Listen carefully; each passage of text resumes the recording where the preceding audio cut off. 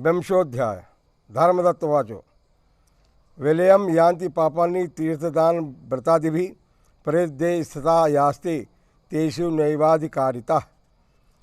धर्मदत्त बोले कि तीर्थदान व्रत आदि से पाप दूर होते हैं, परंतु प्रेत देह में स्थित तुम दुखिया का उन पर अधिकार नहीं है।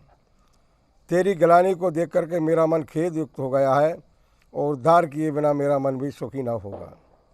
तीन योनि को देने वाले तेरे ताप अतिशय उग्र है और अति निंदित प्रेत योनि की थोड़े पुण्य से क्षीण न होगी। अतएव जन्म से आज तक जो मैंने कार्तिक व्रत किया है उस पुण्य के आधे भाग से तू उत्तम गति को प्राप्त होगी, क्योंकि यज्ञ दान तीर्थ तथा व्रत के पुण्य से कार्तिक व्रत के पुण्य की समता प्राप्त नहीं हो सकती है। नारद जी बोले, ऐसा कहकर के जैसे ही धर्मदत्त ने उसे 12 अक्षर मंत्र सुनाया, तुलसी दलों से मिश्रित जल उस पर छिड़का, तैसे ही वह प्रेत योनि से छूट गई और जलती हुई अग्नि की ज्वाला के समान दिव्य रूप धारण करके लक्ष्मी के समान सुंदर हो गई। तब उसने ब्राह्मण को दंडवत प्रणाम किया और हर्ष से गदगद वाणी बोली, कलहा बोली कि हे ब्राह्मण श्रेष्ठ, मैं तुम्हारी प्रसाद से नरक से छूट गई हूँ। पाप के प्रवाह में डूबी हुई मेरे लिए नौका हो गए हो आप। नारद बोली कि उस ब्राह्मण से ऐसा कहती हुई उस कलहा ने प्रकाशमान तथा विष्णु जैसे रूप वाले गणों से युक्त विमान को देखा। उस कलहा को पुण्यशील और सुशील नाम के द्वारपालों ने उत्तम विमान में बिठाया और उस समय उस विमान को धर्मदत्त ने विस्मय सहित देख करके उन गणों को विष्णु का रूप मान करके पृथ्वी पर दंडवत प्रणाम किया। पुण्यशील तथा सुशील नामक दोनों विष्णु के गणों ने प्रणाम करते हुए ब्राह्मणों को उठा के उसकी प्रशंसा की और धर्मयुक्त वचन बोले। गण बोले कि हे तो श्रेष्ठ, तुम बहुत अच्छे हो और विष्णु की भक्ति में सदा लगे रहते हो। तुम दीनों पर दया करने वाले हो, धर्मज्ञ हो, धर्म के जानने वाले हो, सदा विष्णु के व्रत में तत्पर रहते हो। बालकपन से ही आज तक तुमने जो कार्तिक का व्रत किया था उसका आधा फल देने से कला के 100 जन्मों के संचित पाप नाश को प्राप्त हो गए हैं। इसके पूर्व जन्म के पाप भी स्थान से ही दूर हो गए हैं और हरि का जागरण आदि जो तुमने किया उसके फल से यह विमान आ गया है। यह साधु, यह नाना प्रकार की भोगों से युक्त वैकुंठ को जा रही है। और जो कार्तिक में तुमने दीपदान किया है उसके पुण्य से यह तपस्वी रूप को प्राप्त हुआ है।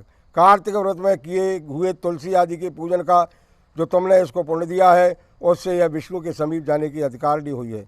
और एक कृपा निधि, इस जन्म के अंत में स्त्रियों समेत तुम विष्णु लोक को जाओगे और विष्णु वैकुंठ भवन में भगवान के समीप सारूपता मुक्ति को प्राप्त होंगे। वे धन्य हैं और वे कृतकृत्य हैं और उन्हीं का जन्म सफल है जिन्होंने भक्ति से तुम्हारी भांति विष्णु भगवान की पूजा की है। भली भांति पूजित विष्णु मनुष्यों को क्या फल नहीं देते। जिन्होंने उत्तानपाद के पुत्र ध्रुव को निश्चल स्थान प्रदान किया, जिन भगवान के नाम स्मरण से ही मनुष्य सदगति अर्थात उत्तम गति को प्राप्त होते हैं। ग्रह द्वारा पकड़ा गया गजन जिन भगवान के नाम स्मरण से विमुक्त हो उनके समीप प्राप्त हुआ और जय नाम का गण कहलाया। तुमने भी विष्णु भगवान का पूजन किया, इसलिए तुम भी कई हजार वर्ष तक दोनों स्त्री समेत संसार में भोग करके उनके समीपता को प्राप्त होगे। तदंतर जब पुण्य क्षीण हो जाएगा तब पृथ्वी में आकर सूर्यवंश में उत्पन्न होकर के एक प्रसिद्ध राजा होगे और तुम्हारा नाम दशरथ होगा। वहाँ तुम दोनों स्त्रियों से युक्त होगे। तीसरी स्त्री कलहा भी साथ में रहेगी, क्योंकि वह भी तुम्हारे आधे पुण्य की अधिकारिणी है।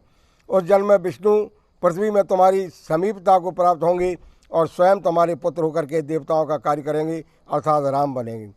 विष्णु को प्रसन्न करने वाले तुम्हारे इस कार्तिक व्रत से न यज्ञ श्रेष्ठ है, न दान श्रेष्ठ है, न कोई तीर्थाधिक है, अर्थात ये कार्तिक का व्रत सब यज्ञादिकों में श्रेष्ठ है। हे विप्रेंद्र, तुम धन्य हो। इसी से तुम्हारे द्वारा भगवान को प्रसन्न करने वाला यह व्रत संपन्न हुआ और व्रत के आधे भाग के फल को प्राप्त करके कलहा हमारे साथ श्री भगवान के समीप जा रही है। बोलो राधा दामोदर भगवान की जय।